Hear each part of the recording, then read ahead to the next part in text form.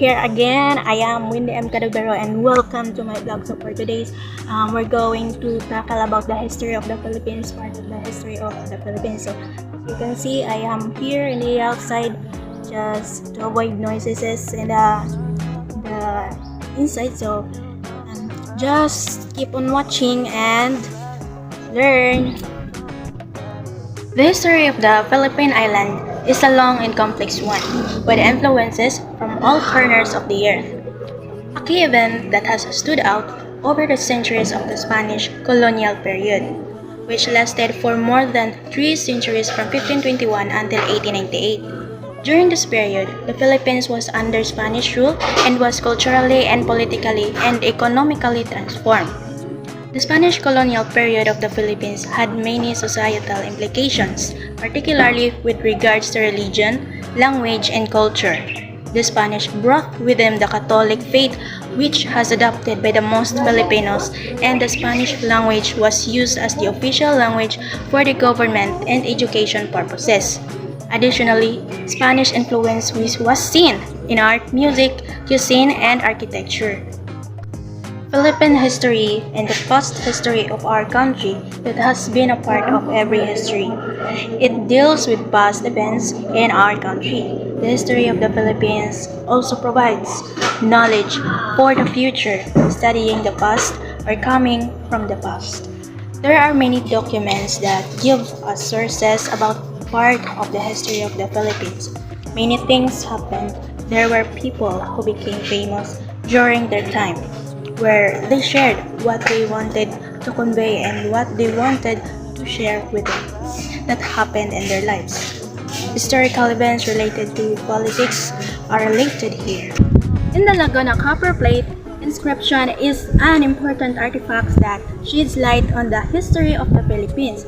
So the document contains a legal transaction written and an copper plate describing the absolution of the debt by a king of Tondo, Jawadewa. The inscription is written in a type of early Filipino script known as Kawi, which is descended from the Brahmi alphabet. It was written in 3 languages: Sanskrit, Old Malay, and Old Tagalog.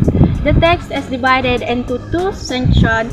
The first written in Sanskrit and the second is Old Malay and the Old Tagalog. The inscription discusses the absolution of a debt owed to the ruler of Tondo in exchange for a certain amount of gold, and then states that the debt and payment was registered in writing. This document was met with surprise within the discovery in 1889, as it revealed a level of sophistication in the Philippines that had not previously been known. This document demonstrates that there was a high level of literacy in the regions as well as the long-standing tradition of written records. It also shows that the region was economically advanced and had a complex political structures. So now we learn about the history of the Philippines, and now one of this history is the Manunggul jar. So let's tackle what is Manunggul jar. The Manunggul jar, found in the Tabon Caves in the Philippines, is one of the most remarkable artifacts from the pre-colonial period of Southeast Asia, dating from the 18th-19th century. It is the funerary tomb partly depicting a boat bearing 2 figures in a journey to the afterlife. The design of the Manunggul jar is complex and significant. The entire jar is decorated with intestine design depicting stylized lizards, plants, and animals, as well as stylized abstract patterns and symbols. The most striking feature of the jar is the lid, which is divided into 2 parts. The upper part depicts a boat with a carved paddler and a passenger, thought to be the soul of the deceased of their journey to the afterlife. The symbolism of the Manunggul jar is profound and mysterious. The boat is seen as a metaphor for the journey of life, representing the soul's voyage through the afterlife. Now let's go to the duties of Katipunan of the Sons of the People, or the KKK. Katipunan of the Sons of the People, or KKK for short, was a secret revolutionary organization in the Philippines that was formed in the late 19th century. The goal of KKK was to fight for the Philippine independence from Spain and to bring about a better life for the citizens of the Philippines. Here is 16th century Philippines. Reading materials. The first people of the Sulu. So, the Sulu archipelago is a home of a number of distinct ethnic groups, each with their own distinct culture heritage.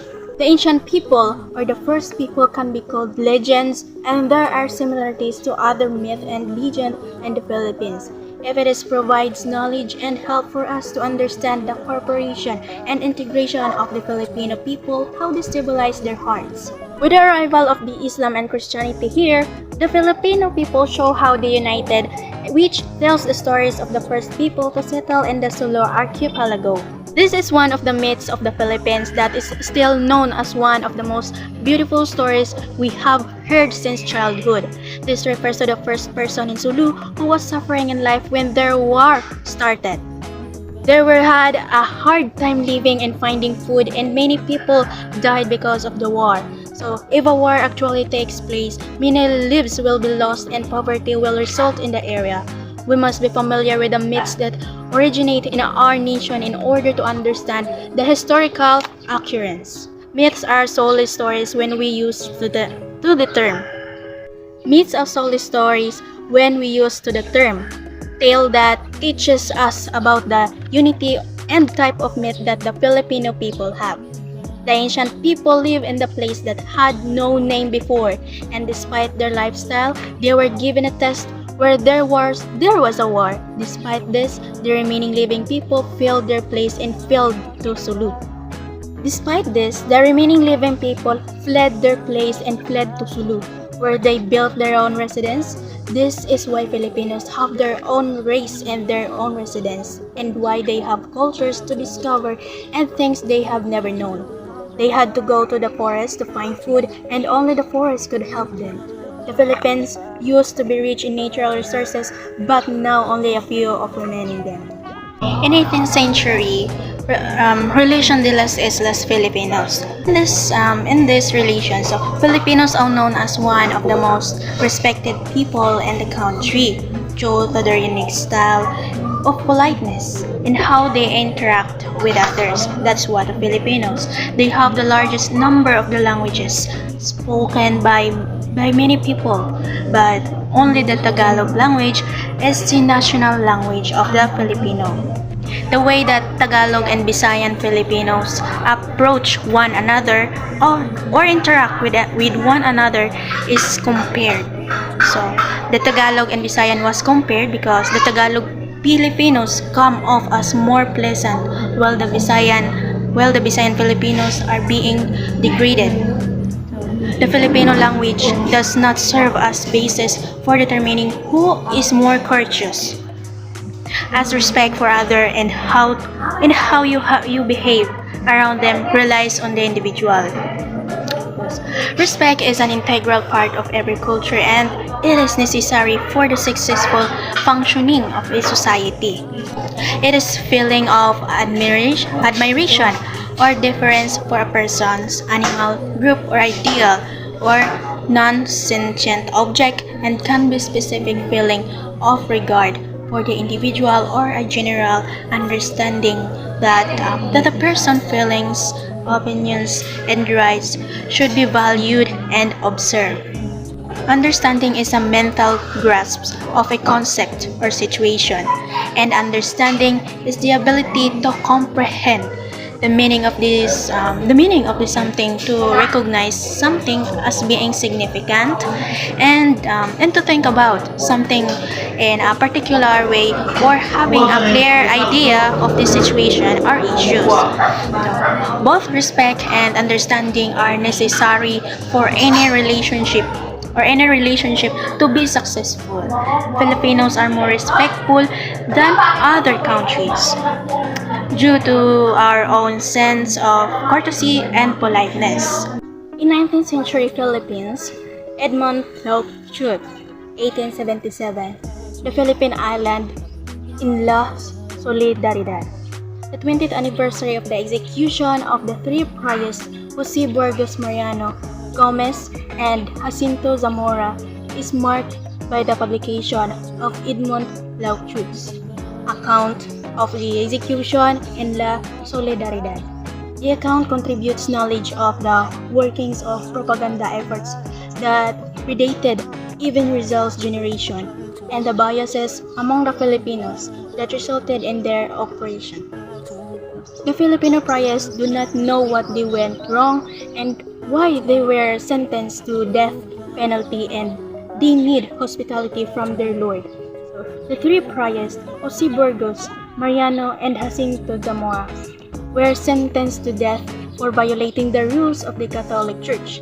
So, despite what they went through, they still managed to pray and did not forget the Lord. So, the three friars could do nothing but accept the sentence given to them. And until the day of their death, they could only cry and pray and ask for hospitality. This is the reminder of the biases between the poor and the rich in our country today, which is based on the lives of the three friars who have bias towards Filipinos. The name of the friars, Gomez, Zamora, and Burgos, will live on among the Filipino people due to their dedication to the Lord. They experienced biases when they came to rights, such as when a poor person commits a crime, they will be immediately punished, and the rich will escape their punishment.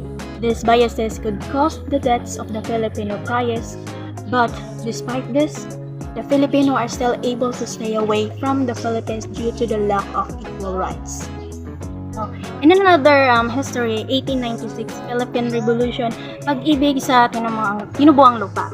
So it means during the time of Andres Bonifacio, he wrote a poem titled Pag-ibig sa tinubuang lupa, tinubuang bayan, which gives hints about freedom, loyalty to our country, and love for our country. He is known as one of the heroes of the Philippine independence and wrote the poem to make us love our country like the love of our heroes who died for the country. He believes that it is better to die fighting for our country with courage and loyalty to the country than by betraying it. His poetry indicates and informs people about the freedom of the Filipinos and the chaos of the freedom, which can make people happy. So, the poem Pag-ibig sa Tinubuang Lupa by Andres Bonifacio is a poem on the principle of Filipino patriotism and loyalty or express loyalty to the Filipino people. Bonifacio's work focused on the freedom of Filipinos and the struggle of Filipinos against Spaniards. So, the poem expresses our love for our country and encourages us to be honest and loyal to our country. So, despite the conquest of our country by foreigners, we still have a duty to our country and celebrate Araw ng Kalayaan as a contribute to the Bonifacio. And let's going to tackle about another, just like truth and post-truth. Have a differences. So, truth is based on a reality and not just sayings. However, post-truth is a saying and not a reality. The sayings are just from what we believe, but there is no proof that it is true. There are sayings that came from our ancestors and are just stories of people. If we compare it to the truth, so it really shows proof that is instructive. We must know the truth against the believing.